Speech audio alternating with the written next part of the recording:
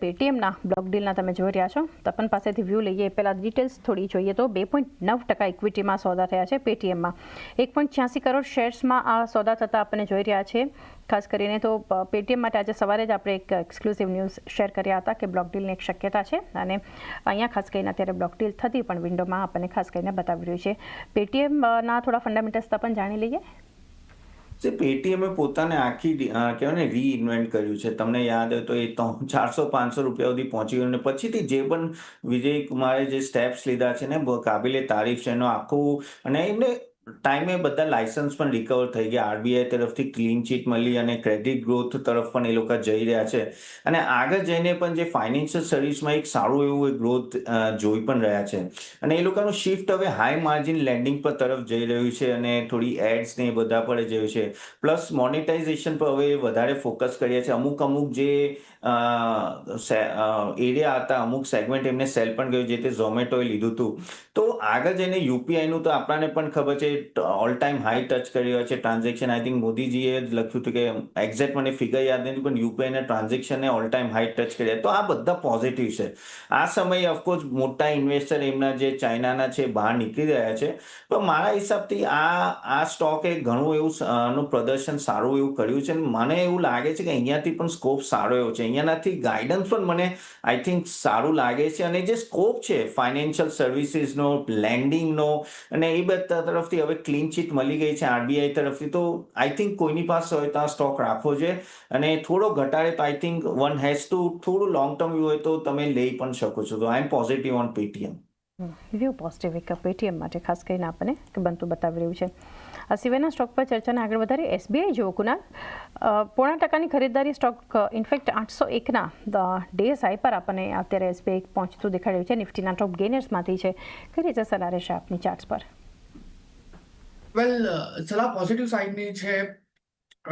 Previous જો bottom જેનો support એને કાઉન્ટર અત્યારે ઉપરની તરફ ટ્રેડ કરી રહ્યો છે 801 પાસે છે. 786 નો કાલનો લો છે. ખરીદારી કરીને ચાલવાની સલાહ રહેશે. 801 પાસે 785 નો આપણે અહીંયા એસએલ મેન્ટેન કરીને ચાલીશું. ટાર્ગેટની વાત કરીએ તો 813 નો પહેલો ટાર્ગેટ 813 અને એ જો બ્રેક કરે તો 833 નો બીજો ટાર્ગેટ પણ આપણને આમાં જોવા મળી શકે. તો ઓવરઓલ જે વ્યૂ બની રહ્યો છે પોઝિટિવ સાઇડનો બની રહ્યો છે. ખરીદી કરીને ચાલવાની સલાહ રહેશે. 785 સ્ટોપ લોસ, 813, 833ના ટાર્ગેટ ખાસ કરીને તમે ધ્યાનમાં રાખી શકો છો. એક વ્યૂ એસબીઆઈ પર બનતો આપણને જોઈ રહ્યા છે.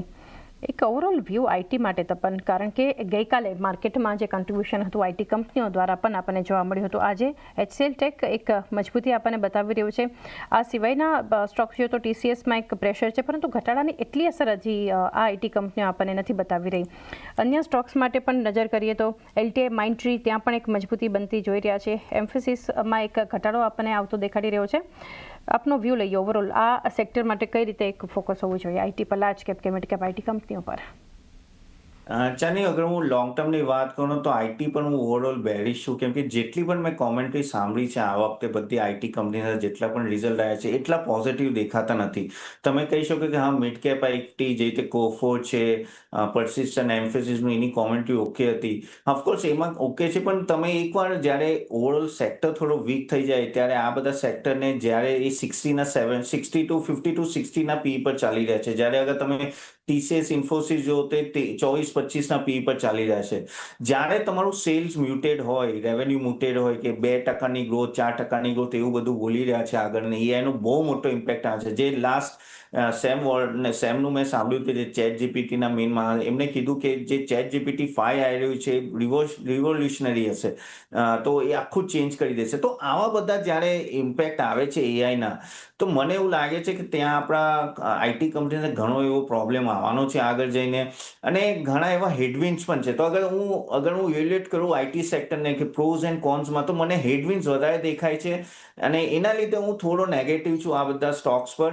હા, શોર્ટ ટર્મમાં તમે 5-10%ની મૂવમેન્ટ ઉપર નીચે જોતા રહેશો પણ જે બેસ્ટ ટાઈમ હતો આઈટીનો એ આઈ થિંક આપણી પાછળ છે અને અહીંયાથી મને જે રીતે મેનેજમેન્ટ કોમેન્ટ્રી જે પ્રોપર બોલી નથી રહ્યા પણ એમને પણ ખબર છે કે આગળ જઈને ઘણા બધાને કાઢવા પડશે અને એઆઈ બહુ ફાસ્ટ આવી રહ્યું છે એટલે ઇમ્પેક્ટ પણ મોટો છે. પ્લસ તમે યુએસના તમે ડેટા જુઓ હમણાં લાસ્ટ ટાઈમ જે જોબ લોસ ને એ બધા તો ત્યાંની પણ મેગ્નિફિસન્ટ 8 કંપનીઓ સારી કરી છે પણ નીચેના જે બીએફએસઆઈ જો, રિટેલ જો ને એ બધા નથી સાવ કરી અને એ જ આ બધાના ક્લાયન્ટ્સ છે. એટલે તમે એ બધી રીતે જો તો મને થોડું આમાં ટફ લાગે છે આઈટીને લોંગ ટર્મ એંગલથી ઇન્વેસ્ટ કરવાનું. શોર્ટ ટર્મમાં કદાચ 10-15% ઉપર નીચે થઈ શકે. તો એક વ્યૂ બનતો ખાસ કરીને આપણે જોઈ રહ્યા છીએ ઓવરઓલ આઈટી માટે ખાસ કરીને. આ સિવાય એક કંપની માટે તો પણ છેલ્લે એક આપની પાસેથી વ્યૂ લઈએ. કેન્ટ્સ ટેકનું કાઉન્ટર ધ્યાનમાં આવી રહ્યું છે. થોડા ફંડામેન્ટલ સમજી લઈએ કારણ કે જે આપણને જબરદસ્ત રિટર્ન્સ ગઈકાલે નહીં લાસ્ટ વીક પણ આપણને જોવા મળ્યું હતું. ગઈકાલે પણ ઇનફેક્ટ એક પોઝિટિવ આપણને કારોબાર થયો હતો અને ખાસા પોઝિટિવ રિટર્ન્સ છે. 5 સેશનમાં જુઓ તો 15-17% પોઝિટિવ રિટર્ન્સ ઓલરેડી કેન્ટ્સ ટેકના કાઉન્ટરમાં આપણને જોવા મળ્યા છે. કઈ રીતે ફંડામેન્ટલ્સ જોઈ રહ્યા છો કેન્ટ્સ ટેકનોલોજી ઇન્ડિયા લિમિટેડ માટે? ઓવરઓલ ખાસું સારું એવું પરફોર્મ પણ કર્યું હતું અને થોડો હવે ઘટાડો પણ આવ્યો હતો અને હવે થોડી રિકવરી પણ આવી રહી છે.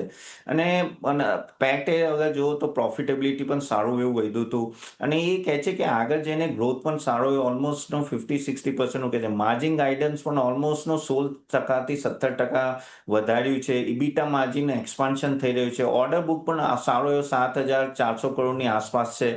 ઇન્ડસ્ટ્રીયલ વર્ટિકલ એમનો ઓલમોસ્ટ 40%થી ગ્રો કરી રહ્યો છે. તો આ બધા પોઝિટિવ પોઈન્ટ છે.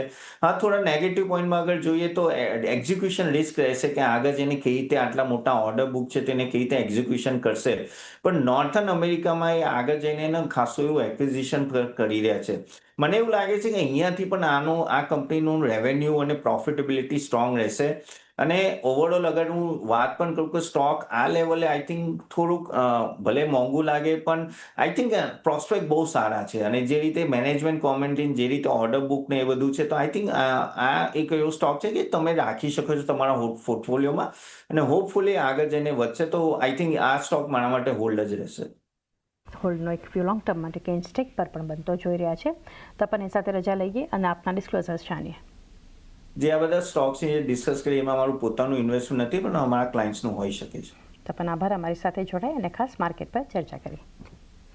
કેન્ટ્સ ટેક મિડકેપના ટોપ ગેનર્સમાંથી જોઈ રહ્યા હતા. કુનાલ, વધુ એક કાઉન્ટર છે મિડકેપ ગેનર્સમાં ડોક્ટર લાલ પેથ લેબ્સ. વ્યૂ લઈએ. 2% આસપાસની ખરીદારી સ્ટોક અત્યારે બતાવી રહ્યું છે. કઈ રીતે લાલ પેથ લેબ્સ માટે આપ સલાહ આપશો? વેલ, લાલપેટ લેબની વાત કરીએ, આજના દિવસમાં નો ડાઉટ સારી એવી રેલી આપણને જોવા મળી રહી છે. પણ આ રેલી મને અત્યારે હાલ પૂરતું ડાયજેસ્ટ નથી થઈ રહી કેમ કે છેલ્લા 2 ટ્રેડિંગ સેશનથી લગાતાર એક સેલિંગ પ્રેશર આપણા કાઉન્ટરમાં જોવા મળ્યું ને અત્યારે આ લેવલ પર આપણને એક ઉછાળો પણ જોવા મળી રહ્યો છે. વ્યૂ મારો ટોટલી અવોઇડ કરીને ચાલવાનું બની રહ્યો છે. કોઈ ખાસ મોમેન્ટમ અત્યારે હાલ પૂરતી મને કાઉન્ટરમાં નથી મળી રહી જેના બેસમાં કોન્ફિડન્સ આવે ને આપણે કોઈ ટ્રેડ સજેસ્ટ કરીએ. અવોઇડ કરીએ વધારે સારું છે ટાઈમિંગ માટે. વ્યૂ અવોઇડ માટે આપણને હાલ પૂરતું તો ડૉક્ટર લાલ પેથ લેબ્સ માટે બનતું જોઈ રહ્યા છે. ત્યારબાદ જ્યાં આપણને એક મજબૂતી એક કેન્ટ્સ ટેક માટે થોડા ચાર્ટ સેટઅપ પણ સમજી લઈએ. કુનાલ, આપની પાસેથી પણ એક વ્યૂ શોર્ટ કવર થઈ રહ્યા છે અત્યારે 2%ની ખરીદદારી સાથે. ડેઝ હાઈના લેવલ પર ત્યાં કારોબાર થતો આપણને બતાવી રહ્યો છે. એની આસપાસના લેવલ્સ એક્ઝેક્ટલી લેવલ્સ નથી પરંતુ કઈ રીતે સલાહ આપશો? વ્યૂ પોઝિટિવ સાઇડનો છે. 6,460ની અરાઉન્ડ આ સ્ટોક અત્યારે ટ્રેડ કરતો આપણને જોવા મળી રહ્યો છે અને મને એવું લાગે છે કે ફર્ધર ઉછાળો પણ આ કાઉન્ટરમાં આપણને જોવા મળી શકે છે. લો લેવલ પર 6,150નો સારો એવો સપોર્ટ આવી રહ્યો છે. અત્યારે 6,450ની અરાઉન્ડ સ્ટોક ટ્રેડ કરી રહ્યો છે. તો ખરીદી કરીને ચાલવાની સલાહ રહેશે. ટાર્ગેટની વાત કરીએ 6,680નો પહેલો ટાર્ગેટ 6,680 જો બ્રેક કરે તો તમને 7,050 સુધીના પણ અલ્ટિમેટ ટાર્ગેટ જોવા મળી શકે. એટલે વ્યૂ પોઝિટિવ સાઇડનો મેન્ટેન કરીને ચાલવાની સલાહ રહેશે. Positive side